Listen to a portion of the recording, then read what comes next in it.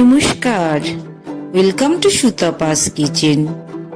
আজকে আমি আম পাটিসাপটার দারুণ সুন্দর একটি রেসিপি নিয়ে চলে এসেছি। এই সিজনে একটু আম পাটিসাপটা না খেলে তো নয়।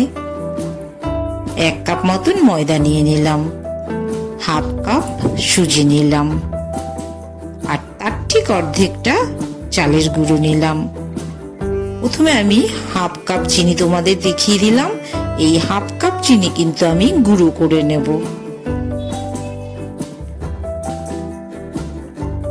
একটু নাড়িয়ে নিচ্ছি।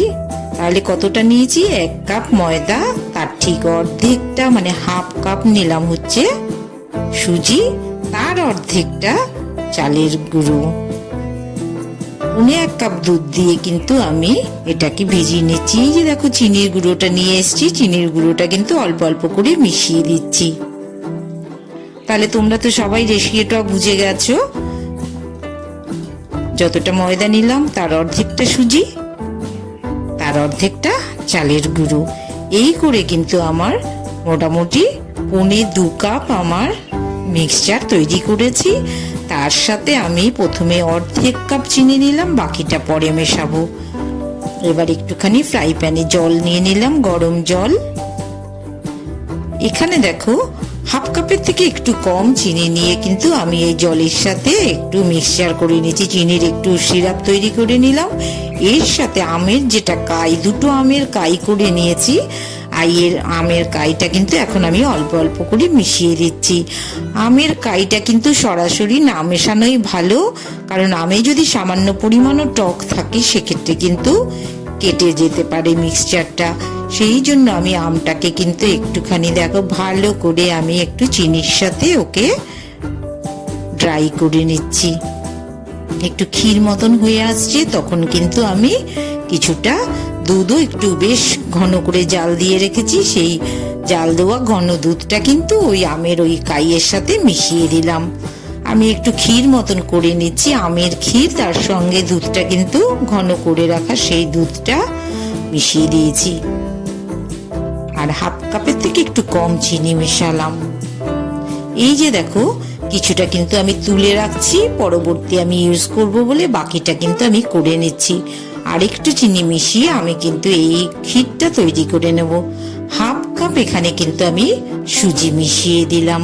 তাহলে এই ক্ষীরটা আমি কি দিয়ে করছি দেখে নিয়েছো তোমরা। একটু সুজি আর দুধটা প্রায় ক্ষীর হয়ে এসছে এরকম পজিশনে, আর সামান্য একটু চিনি আর একটা আমের কাই এখানে কিন্তু আমি মিশিয়ে নিয়েছি। এই যে গ্রেভিটা, এই যে ক্ষীরটা তৈরি করছি, এটা কিন্তু আমি পাটিসাপটার ক্ষীর হিসেবে ব্যবহার করব। ভেতরের যে আমরা পুরটা দিই সেই পুরটার জন্য কিন্তু এটা রেডি করে নিচ্ছি। বেশ সুন্দর করে টেনে টেনে কিন্তু এভাবে তোমরা এই পুরটা রেডি করবে। একসময় দেখবে ফ্রাই প্যান থেকে কিন্তু প্রায় ছেড়ে আসবে, তখন কিন্তু আমার এই প্রসেসিংটা কমপ্লিট হয়ে যাবে। আর এটা হচ্ছে আমি কাজু আর একটু আমন্ডের একটু গুঁড়ো করে রেখেছিলাম, সেই গুঁড়োটা কিন্তু মিশিয়ে দিয়েছি। আমি কিন্তু এটা দানা দানা রেখেছি, কিছুটা পরে মেশাবো। আর এটা কিন্তু কাজু আমন্ডের একদম মানে একটু বেশ ভালো করেই মিক্সিং করে নিয়েছি, এটার সাথে কিন্তু মিশিয়ে দিলাম। এই বাদাম গুঁড়োটা অবশ্যই অনেক বেশি টেস্ট করে তুলবে এই মিক্সচারটার। দেখো আমার কিন্তু অনেকটাই ছেড়ে এসছে, এই অবস্থায় কিন্তু আমি নামিয়ে নিলাম।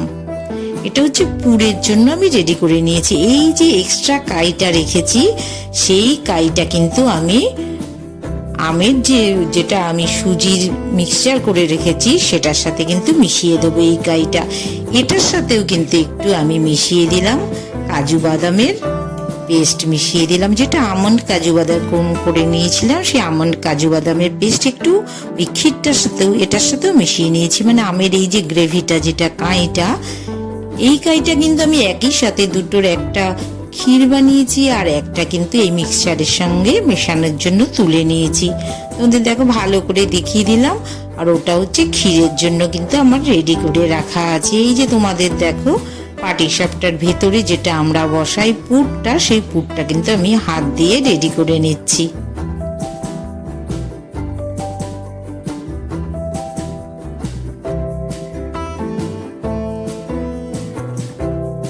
পরপর এরকম লিচি কেটে কিন্তু রেডি করে রাখছি এগুলো।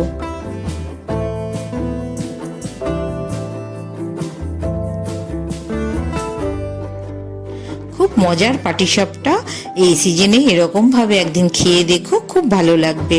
পাটিসাপটা মেনলি আমরা শীতের সময়ই খাই, কিন্তু এই সময়ের একটু আমের পাটিসাপটা একটু করে দেখো, খুব ভালো লাগবে। ফ্রাই প্যানটা গরম হয়ে গেছে, সামান্য একটু সাদা তেল দিয়ে দিলাম, একটু ছড়িয়ে নিলাম চারদিকে। এবার আমি এই যে গ্রেভিটা যেটা করে রেখেছি ময়দা, সুজি, চাল গুঁড়ো দিয়ে, সেটাকে কিন্তু আমি একটু গোল করে পাটিসাপটার জন্য রেডি করে নিচ্ছি। একটু ছড়িয়ে দেবো আরো একটু, তাহলে পাতলা পাতলা হবে, খেতেও অনেক সুস্বাদু হবে। একটু ড্রাই হয়ে এসছে, তখন কিন্তু আমি পুরটা দিয়ে দিলাম। পুরগুলো একটু মোটা মতনই হয়েছে, এর সাথে একটু সুজিও মেশানো আছে, তাই পুরটা বেশ সুন্দর খেতেও হবে। একটা কমপ্লিট হয়ে গেল, নামিয়ে নিলাম। আবারও একটা দেখিয়ে দিচ্ছি তোমাদের।